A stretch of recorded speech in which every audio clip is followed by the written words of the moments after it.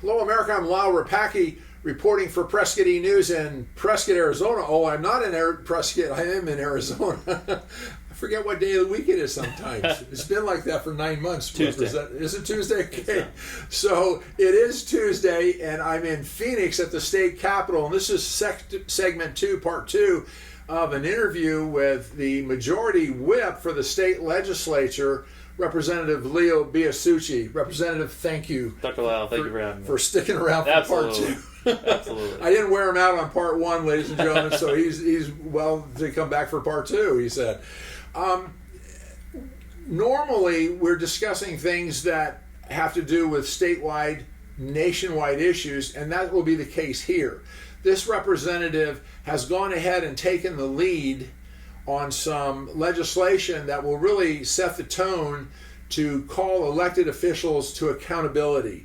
And there seems to be a real problem, not just in Arizona, but across this nation.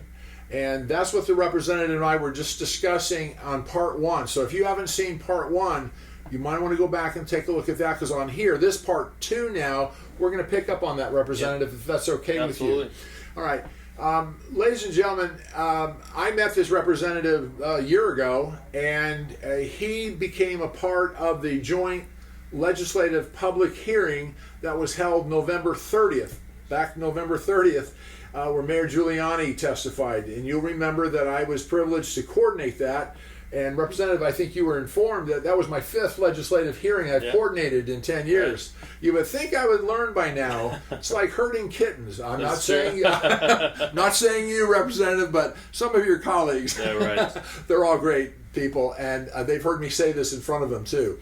I think I did that morning at the private breakfast. Did? I said, everybody sit down and be quiet. It's my turn to talk. And a couple of legislators were like, who is this person now? And a couple of others said, no, this is Dr. Lau. You better sit down. Including me.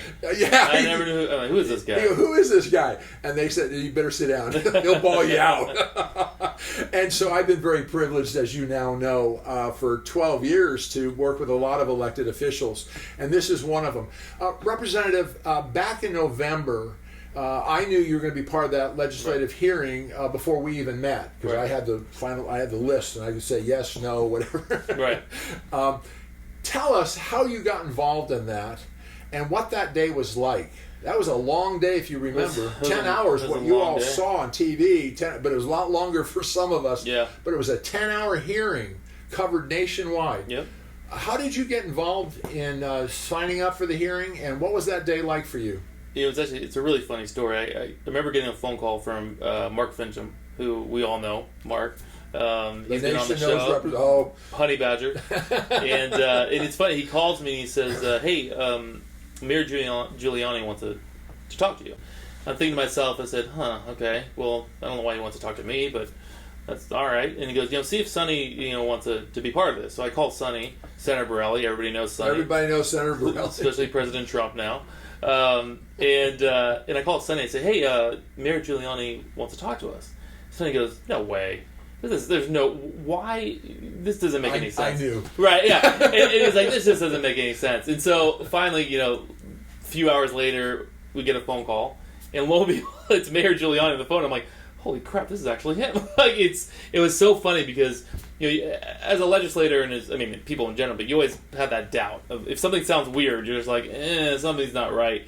Representative, thank you so much. Thank you for taking time out of an incredible day and week to spend time with us. Absolutely. And all of us. And I'd like to pursue this. Ladies and gentlemen, thank you so much for all of your support for all of these guys. You've written letters. I send them to them.